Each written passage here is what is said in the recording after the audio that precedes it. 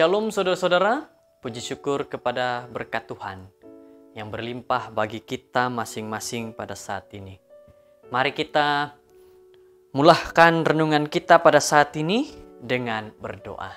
Mari berdoa. Bapa di surga, Tuhan yang penuh kasih, kami memulahkan firman Tuhan renungan kami saat ini dengan doa.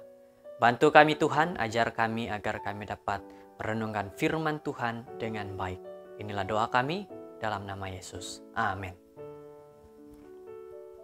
Tajuk daripada renungan kita pada saat ini adalah masih ada berkat buat kita.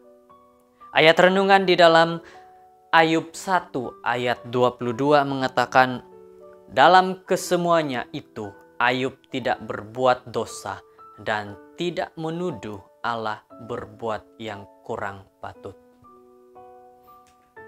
Apabila kita sudah melakukan banyak kebaikan dan kasih kepada semua orang, pasti setan tidak akan pernah senang akan perkara seperti itu. Yang akan dibuat oleh setan adalah ingin merusakkan. Apalagi kalau menjadi seorang yang setia seperti Ayub. Maka disitulah akan datang bertubi-tubi cobaan demi cobaan, akan datang mahu merusakkan hidup kita sebagai umat Tuhan. Tetapi kita kena ingat bahwa Tuhan tidak akan membiarkan perkara tersebut terjadi dan pasti Tuhan akan selalu menolong kita melepaskan diri daripada rantai cengkaman setan. Pada saat ini saudara-saudara yang terkasih dalam Yesus Kristus, di sebuah kelas ada pertanyaan seperti ini. Apa pendapat kamu tentang kertas ini? Tanya seorang guru kepada murid-muridnya saat memperlihatkan selembar kertas putih berukuran besar dengan lubang kecil di tengah-tengah. Hampir seluruh pelajar menjawab bahwa mereka melihat sebuah lubang. Ada sesuatu yang hilang dari kertas itu yang membuatkan kertas itu tidak lagi putih semuanya. Namun ada seorang murid yang berpendapat lain. Dia berpendapat sangat berbeza. Dia katakan seperti ini, saya melihat masih ada cukup ruang yang tersedia dalam kertas itu untuk ditulis, digambar ataupun dilukis. Dan inilah pendapat seorang murid saat dia melihat kertas tersebut. Jadi saudaraku, Tuhan mengizinkan iblis mencobai Ayub. Iblis diperbolehkan mengambil semua harta benda, bahkan anak-anak lelaki yang saleh itu. Tetapi Tuhan tidak mengizinkan iblis mengambil seluruh milik Ayub, sebab sampai tidak bersisa. Dia tidak mengizinkan iblis untuk menyentuh hidup Ayub. Harta benda dan anak-anak Ayub hilang, tetapi tidak demikian dengan hidupnya. Iblis masih tidak puas. Ia kembali mendatangi Tuhan. Kali ini Tuhan mengizinkan iblis untuk mengambil kesehatan daripada Ayub.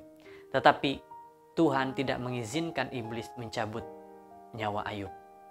Tuhan selalu menyisahkan sesuatu dalam hidup Ayub. Dan Ayub pun merespon kehilangan dengan sikap yang benar. Apa yang dibuat oleh Ayub adalah Ayub tidak pernah mempersalahkan kepada Tuhan. Inilah sikap yang baik datang daripada seorang yang setia seperti Ayub.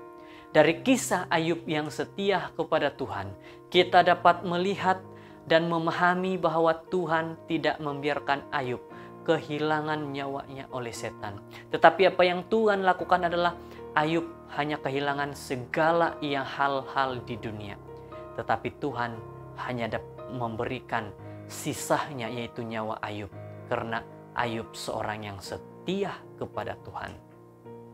Kehilangan adalah bahagian yang tidak kita akan dapat rela dalam hidup ini. Pada saat hal itu terjadi, kita dapat belajar daripada Ayub.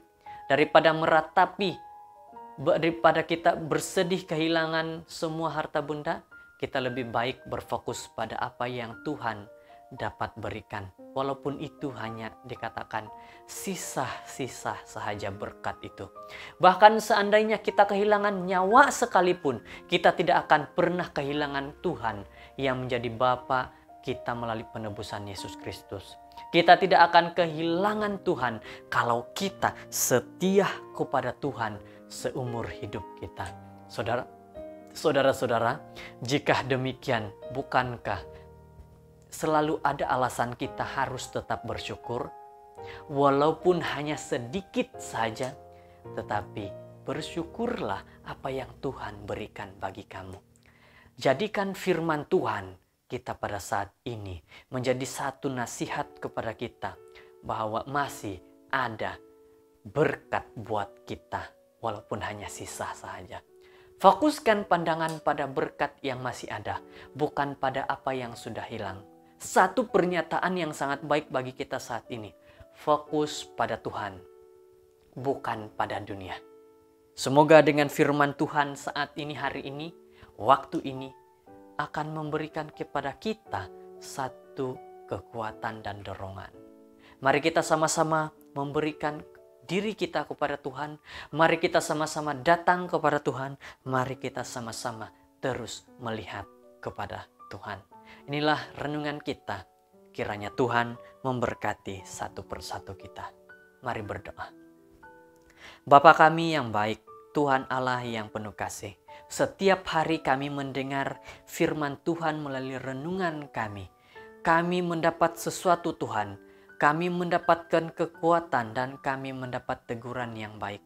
Semoga ini semua dapat memperbaiki diri kami agar lebih baik lagi di hadirat Tuhan dan diri kami akan lebih fokus kepada Tuhan. Terima kasih Bapa, terima kasih Tuhan karena Engkau sudah mendengar doa kami ini dan memberikan kami kekuatan. Dalam nama Yesus, Tuhan dan Juru Selamat kami berdoa. Amin.